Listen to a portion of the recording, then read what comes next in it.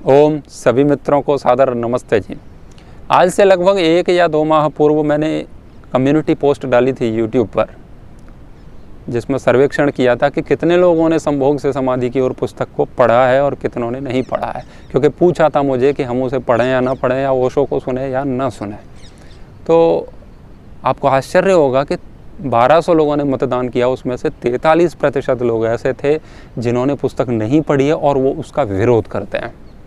सोचो, जब तक आपने कोई चीज़ पढ़ी ही नहीं, जानी नहीं, तब तक आप उसको गलत कैसे कह सकते हो। 5% लोग ऐसे थे जिन्होंने उसको पढ़ा है और वो तब भी उसे गलत कहते हैं, मात्र 5%। तो 43% लोग, और ये तो वो लोग हैं जो अध्यात्म से जुड़े हैं, क्योंकि अपने चैनल पे वही लोग आते हैं, बाकी एंटरटेनमेंट तो यहाँ है नहीं। तो ये विचित्र बात है। तो किसी की भी बात को बिना जाने किसी को गलत कहना या सही भी कहना गलत है, और किसी की सही बात को गलत कहना गलत है, वैसे ही किसी की गलत बात को सही कहना भी गलत है। जैसे को जैसा कहना ही सही है, वो गलत हो या सही हो। तो उनके जो गलत पक्ष थे वो मैंने आपके समक्ष प्रस्तुत किए इससे पहले वाली वीडियो में। लेकिन संभोग से समाधि की ओर पुस्तक ये बहुत विवादित पुस्तक है, और ओशो को जो प्रसिद्धि मिली उसके पीछे इसका बहुत कारण है। लोग कुछ जाने न जाने, वो संभोग से समाधि की ओर पुस्तक का नाम जरूर जानते हैं। किसी को भी पूछ लो ओशो, तो वो कहते हैं संभोग से समाधि की ओर वाला, अरे वो तो घटिया आदमी है ना। तो आप ऐसे नहीं कह सकते। उनको नहीं पता, वो कहते हैं हमने देखा भी नहीं है, कभी शकल भी नहीं देखी, प्रवचन भी नहीं सुने, लेकिन वो गलत कह देते। क्यों? संभोग से समाधियाँ कब से लगने लगी? क्योंकि उसी का प्रचार होता है संभोग से समाधि की ओर का। तो उसमें मात्र शीर्षक ऐसा है, अंदर उसके विपरीत है, मैं तो कहूँगा। अब यद्यपि उसमें चैप्टर बहुत हैं, तो उसमें हजारों पंक्तियाँ हैं, तो एक एक पंक्ति पर तो आप कहो तो मैं सहमत नहीं हूँ, लेकिन कुल मिलाकर के वो पुस्तक बहुत अच्छी है। यदि आपके अंदर फिल्टर है सही और गलत को छानने का, तो आप उसको पढ़ सकते हैं।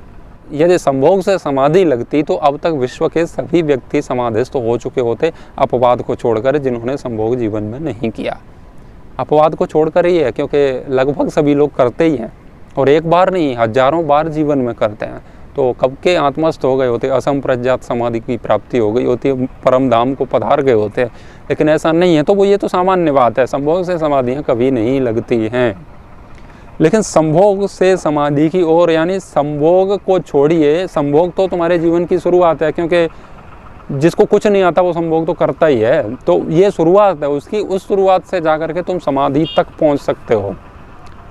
यानी कि संभोग को समझो, कर लिया, ठीक है, अब आगे बढ़ो, भक्ति करो और आगे बढ़ो, और अंत में तुम मोक्ष को प्राप्त करो। तो संभोग से समाधि की ओर जाओ, यानी कि संभोग तक ही मत अटके रहो, उससे आगे जाओ। ओशो ने ये वाक्य भी बोला है कि उसमें ऐसा कहा है कि जीवन में संभोग से ऊपर भी बहुत कुछ है, आप सेक्स पर ही मत अटके रहिए, इससे ऊपर की भी बहुत सारी बातें हैं। और संभोग को आप नहीं छोड़ोगे तब तक आप वहाँ तक नहीं पहुँच सकते, ये बात है उसमें। न्यायशास्त्र में भी महर्षि गौतम इसी बात को कहते हैं। वो कहते हैं जो व्यक्ति रूप में ही फंसा हुआ है, अभी उसको देख के आकर्षित हो गया, इसको देख के विषयों में, वो कभी भी अध्यात्म में प्रगति नहीं कर सकता है।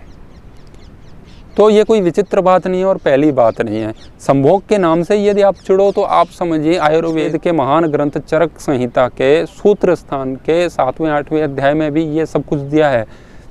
उस पुस्तक में तो कुछ नहीं है, उसमें तो ऐसा दिया है कि कैसे करें, किस प्रकार से करें, किस पोजीशन में करें, सहवास कैसे कैसे कब करें, सारी बातें हैं उसमें। तो फिर क्या करोगे आप? उसका विरोध करोगे। और वो सब छोड़ो, इसके लिए पूरा विशेष रूप से एक ग्रंथ ही लिख दिया है, उसका नाम है काम सूत्र। महर्षि वात्स्यायन ने उसको लिखा है। तो आप उसको क्या कहोगे? संभोग की बात करना गलत बात नहीं है, संभोग की बात को गलत तरीके से प्रस्तुत करना, लोगों का मनोरंजन करना और स्वयं मजे लेना, मतलब इस तरीके से उसको आप प्रस्तुत करते हो तो गलत है। लेकिन यदि आप शिक्षा के लिए लोगों को बताना चाहते हो तो बहुत अच्छी बात है। सेक्स से इतने चिढ़ने की आवश्यकता नहीं है, वो जीवन का प्रमुख अंग है। यदि आपको कोई चुनने के लिए बोले तो आप जीवन में सबसे ज़्यादा किसका ध्यान रखते हैं, काम का या राम का? एक व्यक्ति सामान्यतः एक दिन में 60 बार संभोग से संबंधित विचार कर लेता है। मस्तिष्क में उसके में इतने विचार आ जाते हैं 60 बार। आपने कभी सोचा है कि परमात्मा का विचार 60 बार आया हो? 6 बार भी नहीं आता होगा। कभी आया? राम के प्रति आया, कृष्ण के प्रति आया, कुछ आया? नहीं आया। भगत सिंह के विषय में सोचा कभी? 60 बार नहीं सोचा। कुछ भी सोचा? नहीं सोचा। लेकिन सेक्स के विषय में हम 60 बार सोच लेते हैं, क्योंकि इतने चित्र हमारे सामने आते हैं और वीडियो देखते रहते हैं। आजकल तो सोशल मीडिया पर ही काफ़ी मिलता रहता है, और जितने भी ऐड हैं टीवी पर भी, तो वो सब देख करके हमारे विचारों में वो सारी चीज़ें आती रहती हैं। सनी लियोन भारत में आई थी शायद 2014-15 के आसपास आई थी। तो जिस साल वो आई थी तो 2015 में गूगल पर सबसे ज़्यादा सर्च किया जाने वाला शब्द था बॉलीवुड के लिए सनी लियोन। 60%। सोचिए, जितने लोग इंटरनेट का प्रयोग कर रहे हैं उसमें 60% तो सनी लियोन खा गई। क्या देख रहे थे सनी लियोन से? कोई महर्षि पतंजलि के सूत्र सुन रहे थे? आप वही तो देख रहे हैं ना। तो सबके जीवन का महत्वपूर्ण अंग है, सब वही करते हैं, लेकिन विरोध संभोग की बात कर दी। क्योंकि कोई गुरु यदि संभोग की बात कर दे तो पाप हो जाता है। वास्तव में हम उसको भी जानना चाहते हैं, लेकिन वो किस तरीके से? वो दूसरे लोगों से जानना चाहते हैं, तो वो आपको उल्टा सीधा ही सिखाएंगे। सीधी सी बात है। अब चले जाओ चिकित्सकों के पास, आजकल बहुत सारे बैठे हैं झोला छाप, वो यही बताते रहते हैं। झोला छाप क्या, बड़े बड़े भी यही बताते हैं। सप्ताह में 1 बार तो यदि गृहस्थ हो तो संभोग कर लो, नहीं तो हस्तमैथुन कर लिया करो, नहीं तो स्ट्रेस का शिकार हो जाओगे। ये ज्ञान मिलेगा फिर आपको इन लोगों से। जब कोई व्यक्ति, आध्यात्मिक व्यक्ति, किसी भी विषय में बात करेगा ना, तो वो बहुत उच्च स्तर की बात करता है। उसका आगे का पीछे का सोच करके उसके साइड इफ़ेक्ट्स होंगे या नहीं, बहुत सारी चीज़ें जो आपके जीवन के लिए पतन का कारण बन सकती हैं, उत्थान का कारण बन सकती हैं, इन सारी बातों पर विचार करके वो बात करते हैं। तो यदि ये गलत होता तो महर्षि वात्स्यायन इस विषय में बात ही नहीं करते। आपको आश्चर्य होगा ये जानकर कि मुझे व्हाट्सएप या मैसेंजर में सबसे ज़्यादा प्रश्न युवाओं के, जो वृद्ध हैं या वैसे हैं, खुद वो एक बात अलग है, उनके प्रश्न अलग होते हैं। जो युवा यानी कि जो 17 से लेकर के 25-26 तक के हैं, उनके प्रश्न यही आते हैं, हस्तमैथुन मैं बहुत कर रहा हूँ, मैं क्या करूँ, मैं मर जाऊँगा, स्वप्न दोष मुझे बहुत होता है। वो सारे दिन उसी में खोए रहते हैं, उनके जीवन का वो हिस्सा बना हुआ है। तो क्यों ना उसको समझ लिया जाए। मैं ये बिल्कुल नहीं कह रहा हूँ कि तुम उसे कर करके समझो, क्योंकि कर करके आज तक कोई समझा नहीं है। जब व्यक्ति मृत्यु शैया पर पड़ा हो ना, तब उसके सामने कोई सुंदरी ले जा करके खड़ी कर दो और उससे कहो कि तुम अभी मरना पसंद करोगे या इससे विवाह करना, तो वो खड़ा हो जाएगा, कहेगा अब जीवन में कभी भी, जीवन में दुख तो बहुत देखे, थोड़ा सा सुख मिल रहा है, ये ले ही जाओ जाते जाते, नहीं छोड़ेगा। मन कभी भरता नहीं है। तो ये तो सिद्धांत ही गलत है कि तुम खूब करो और इससे समझ जाओ। नहीं, रोकने का प्रयास करो और प्रयास के साथ साथ उसको समझिए कि वो चीज़ क्या है।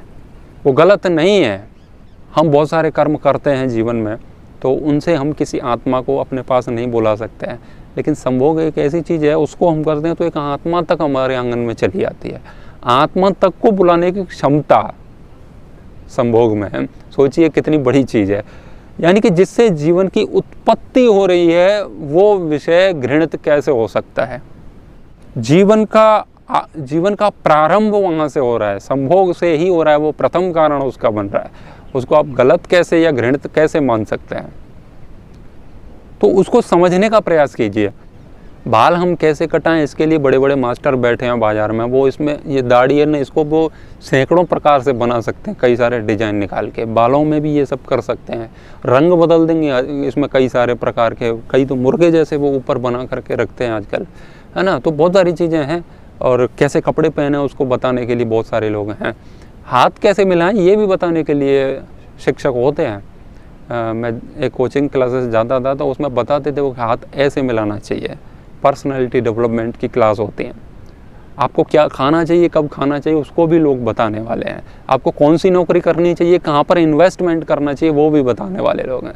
लेकिन सहवास कैसे करना चाहिए उसको बताने वाले लोग नहीं हैं।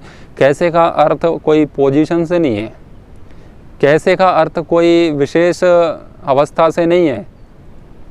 मतलब आपकी मनोदशा कैसी होनी चाहिए सेक्स के प्रति, वो बताने वाले लोग नहीं हैं।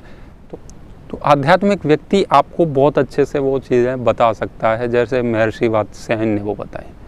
महर्षि दयानंद ने लिखा है कि गर्भाधान संस्कार करें तब कैसे करें, तो वो बताते हैं नाक से नाक लगा लो, आँखों में आँख डाल के एकदम सीध में होके ऐसा ऐसा, उसमें बहुत सारी बातें आप पढ़िएगा। तो लोग कहते हैं ये क्या है, ये कामसूत्र है या धार्मिक शास्त्र है। तो वहाँ कोई काम, कोई इंजॉय के लिए नहीं है, वो बता रहे हैं कि कैसे करें इस चीज़ को जिससे संतान की उत्पत्ति हो रही है, जहाँ से जीवन का प्रारंभ हो रहा है, वो चीज़ बहुत अच्छे से होनी चाहिए। यदि आप कई सारे विकारों को लेकर के वो कार्य करते हो तो उससे उत्पन्न हुई चीज़ भी समाज में विकार ही फैलाएगी, विकृति फैलाएगी। जो लोग बलात्कार से पैदा होते हैं ना, वही बलात्कार करते हैं, ध्यान रखिएगा। क्योंकि गलत भावना और गलत मानसिकता के साथ आप जिस काम को करते हो तो उससे जो प्रकट होता है वो भी समाज को गलत ही देगा। इसीलिए तो राम और कृष्ण ये बड़े बड़े महात्मा आजकल नहीं होते, क्योंकि सारा तंत्र खराब हो रखा है। व्यक्ति संतान उत्पत्ति करता नहीं है, वो बस हो जाती है। अभी एक आंकड़ा आया था, मार्च में लॉकडाउन लगा था और सितंबर अक्टूबर में एक समाचार पत्र में मैंने पढ़ा था, इस वर्ष इतने बच्चे पैदा होंगे जो पहले कभी नहीं हुए, औसत मिला करके। तो अचानक से इस वर्ष इतने बच्चे कहाँ से आ गए, कैसे आए बताऊं? ये टाइम पास से आए हैं। अब व्यक्ति घर में था, काम धंधा कुछ था नहीं, अब वो दिन में कुछ काम नहीं कर रहा है, बिस्तर पर ही पड़ा है, तो जब शरीर थकता नहीं है तो नींद भी नहीं आती। नींद नहीं आएगी तो खुरापात करेगा। वो मोबाइल में तो देख ही रहा है, हर व्यक्ति उस समय मोबाइल यूज़ कर रहा था बहुत ज़्यादा। उसमें जो कुछ आता है मोबाइल में आप जानते हो, तो बेचारा आए और वो सब कर दिया। तो इस वर्ष बहुत सारे बच्चों का आगमन होने वाला है, इस भारत में भी और दूसरे देशों में भी। सोचिए, अभी वो जो बच्चे आएंगे ना, वो टाइम पास का परिणाम है, तो वो यहाँ के टाइम पास ही करेंगे, वो और कुछ बड़ा नहीं करेंगे। लेकिन लोगों को ज्ञान होता कि बच्चे कैसे पैदा किए जाते हैं, किस मनोदशा में जा कर के किए जाते हैं, तो फिर एक अच्छा परिणाम आ सकता था। गर्भाधान संस्कार होता है ना, उसमें सुबह यज्ञ करते हैं और अच्छे अच्छे विचार होते हैं, अच्छी पुस्तकें पढ़ते हैं, घर में सारे लोगों को पता होता है कि आज क्या होने वाला है। गर्भाधान संस्कार होता है तो सबको पता है, तो एक सात्विकता जीवन में रहती है, सात्विकता रहेगी और आप उस मनोभावना के साथ, प्रेम के साथ अपनी स्त्री के पास जाते हैं, तो उससे जो बच्चा होगा वो भी सबसे प्रेम करेगा और बहुत उन्नति करेगा जीवन में। लेकिन यहाँ तो बस हो जाते हैं बच्चे, बीच में आ जाते हैं बच्चे, करते नहीं हैं। ऐसे आपके जितने भी बच्चे हों, आप अपना विश्लेषण कीजिए कि आपने कितने बच्चों को पैदा किया है और कितने अपने आप हो गए हैं। ऐसे बहुत कम लोग होते हैं जो बच्चा चाह करके पैदा करते हैं, बस वो हो जाते हैं। पहले तो बहुत ज़्यादा होते थे, अब थोड़ा बुद्धिमान हो गए लोग तो दूसरे प्रकार से वो यत्न करते रहते हैं। तो व्यक्ति सारा दिन सेक्स में डूबा रहता है और वो हमेशा उसी विचार में रहता है, लेकिन उसका नाम सुन के वो चिढ़ता है, ये मूर्खता है। लोग काम केंद्रित हैं। ओशो ने गीता पर बोला, ओशो ने गीता पर बोला है ना, इतना ज़बरदस्त बोला है। हमारे धर्मगुरु उसकी उतनी व्याख्या नहीं कर सकते जो ओशो ने की है। उपनिषदों पर बहुत कुछ बोला है और ऐसा कोई विषय नहीं है जो ओशो ने न छुआ हो, क्योंकि 10,000 घंटे तक बोला है हिंदी और अंग्रेजी में मिला के। तो कितनी सारी बात है कि लेकिन लोगों को संभोग से समाधि की ओर ही सुनाई दिया और कुछ नहीं। मैं गुरुकुल में था तो बहुत सारे ग्रंथ मेरे पास रखे थे, बहुत सारे ग्रंथ थे, और उस ग्रंथ में आगे ही मैंने रखा था जानबूझ के, संभोग से समाधि की ओर। एक सन्यासी आए और वो मुझे बोले, बेटा तुम्हारे पास तो अच्छी अच्छी पुस्तकें हैं। मैंने कहा जी गुरुदेव। और उन्होंने जैसे ही संभोग से समाधि की ओर देखा तो करंट आ गया उनको, ऐसी पुस्तक रखते हो, इस पुस्तक का क्या करते हो, ये है। मैंने कहा स्वामी जी पढ़ी है, क्या करेंगे पढ़ के इसका, संभोग से समाधियाँ कहीं लगती है। हो गया घोटाला पूरा। तो ऐसे बहुत सारे लोग हैं जो नहीं पढ़ते और उसका विरोध करते हैं, तो ये सब गलत बात है। उसमें ऐसे बहुत सारे चैप्टर हैं, जनसंख्या विस्फोट पर, उसमें जैसा प्रवचन दिया है वैसा प्रवचन आपको दूसरी जगह कहीं देखने को शायद ही मिले। बच्चे कैसे पैदा करें उस विषय में उसमें बहुत अच्छे से बताया है, और भीड़ से मुक्ति का उपाय उसमें बताया है। ओशो से आप कुछ चीज़ें सीख सकते हो, एक विद्रोह सीख सकते हो, यानी कि सारी दुनिया सामने खड़ी हो और तुम अकेले हो, एक और हो, तब भी तुम नहीं हटोगे यदि ओशो को समझ जाते हो तो। एकदम भय से रहित तो और जाने वाली चीज़ आपको वहाँ से मिल सकती है। सबसे पहले किसी को सुना है तो ओशो को सुना है, उसके बाद गए थे गुरुकुल, तो हम ओशो को ना सुनते तो शायद जाते ना जाते। तो ओशो, राजीव दीक्षित जी और महर्षि दयानंद, इन 3 लोगों को पढ़ा और बहुत कुछ सीखा है। आशा है आप भी सीखेंगे, क्योंकि इनके जीवन में विद्रोह बहुत है। महर्षि दयानंद एक और खड़े हैं और सारी दुनिया एक और वो जो कह रहे हैं बस वो कह रहे हैं। राजनेताओं पर जितना अच्छा ओशो ने बोला है उतना अच्छा विश्लेषण शायद ही किसी ने किया हो। नेताओं की गुलामी से आपको छुड़ाने की अच्छी टैबलेट है ओशो, आप उसको पढ़िए एक बार और बहुत कुछ प्राप्त कर सकते हैं। आजकल के जो संत हैं ना, ये नेताओं के पीछे घूमते रहते हैं, लेकिन ओशो की एक कहानी आपको सुना। ओशो कहते हैं कि एक मंत्री कह रहा था कि मुझे आपके प्रवचन सुनने आना है, तो मैंने कह दिया कि आ जाओ। तो वो कह रहा नहीं, आप निमंत्रण पत्र भेजो मुझे, फिर मैं आऊँगा, तो आप वहाँ पर मेरे लिए अच्छी सी व्यवस्था अलग से कराना, मेरा स्वागत हो ये सब करना है, क्योंकि मैं इतना बड़ा मंत्री हूँ, तो आऊँगा तो लोगों के साथ ठीक नहीं है। ओशो का जवाब बहुत सुंदर था, यहाँ आओ तो जिज्ञासु बन के आओ, सुनो और जाओ, यहाँ मंत्रालय नहीं चलेगा। आपको आना है तो आओ, इसमें बुलाने की क्या बात है। आपको प्रवचन सुनना है, आइए, लोगों के बीच में बैठिए और सुन करके जाइए। कुछ पूछना है पूछ लीजिए, यहाँ पर भी राजनीति करो, ये ठीक नहीं है। ये वाक्य कोई संत बोल सकता हो तो बताइएगा। संत तो सब नेताओं के साथ सेल्फियाँ लेने में व्यस्त हैं, मेरे मंच में, मेरे आश्रम पे आ जाएं, है ना, मैं इस मंत्री के साथ, मेरी इस मुख्यमंत्री के साथ भेंट है। लेकिन सारे नेताओं को बुरा भला जितना हो सकता था उतना कहा तो वो ओशो। और आजकल के जो तथाकथित संत हैं वो भीड़ को देख के प्रवचन देते हैं। भीड़ क्या चाहती है, भीड़ क्या चाहती है उस हिसाब से प्रवचन देते हैं। लेकिन ओशो जो बोलना है वो बोलते थे। ओशो ने कहा कि जो सत्य है उसको कहो, लोगों से धार धर के कहो।